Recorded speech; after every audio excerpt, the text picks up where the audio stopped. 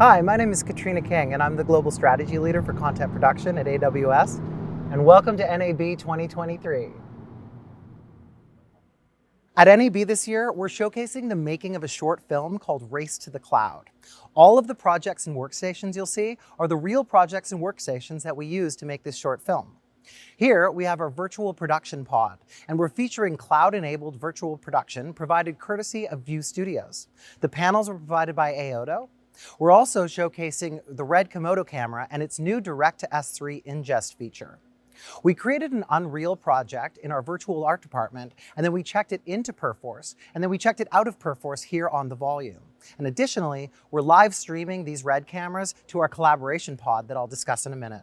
To make this film, we first started by modeling in Maya, creating the car and the animated character. We then rendered that with Deadline. We moved the models into Unreal, where we did our animation, we created our virtual world, and we also animated the cars for the cinematic shots that you'll see in the short film. The Unreal project was then checked into Perforce and then checked out back down to the virtual production set. We're also showcasing Wacom and its integration with Substance Painter. Now that we've shot our live action sequences and generated our animation, it's time to do our edit. And for that, we're using Adobe Premiere. Now, once we've uploaded that red footage directly to S3, Cloud Soda pushes that footage to a Weka cluster for high-speed storage, and that's being leveraged by all of our demos today. So we're doing our edit in Premiere, and we've connected this reference monitor via Streambox. We're actually showcasing 4 different ways to connect a reference monitor to an Elastic Compute instance.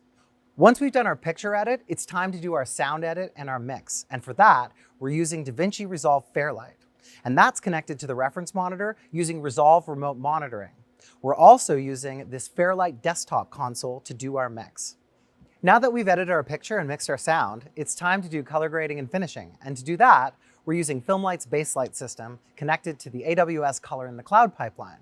Color in the Cloud uses AWS Cloud Digital Interface and AWS Elemental Media Connect in order to provide lossless reference monitoring up to 444 12-bit.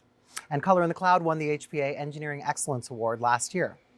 And once we're finished the film, it's time to do quality control. And to do that, we're using ColorFront and the ColorFront streaming server to provide reference monitoring for that. Now here's the cool thing. Everything that you've just seen is in a single VPC. And that VPC is being managed by Arch Platform Technologies. Arch allows companies to deploy and manage a studio at scale. And that includes things like onboarding users and creating workstations, assigning users to workstations in a manner that allows companies to scale their studio in the cloud.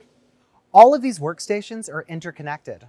They're all streaming their desktops to Toda Live. And that allows the director to have a collaborative review and approve session with every single workstation. Here, we're having a look at the sound editorial workstation. And not only can we see over the artist's shoulder, but we also have a video view, so we can have a live video chat while we're having our review and approval session. It also includes things like on-screen annotations. This studio in the cloud is aligned to the Movie Lab's 2030 vision, and it's demonstrating 5 principles. Principles 1, 2, 3, 6, and 10. There's a white paper released by Movie Labs that showcases how these principles align to an AWS studio in the cloud.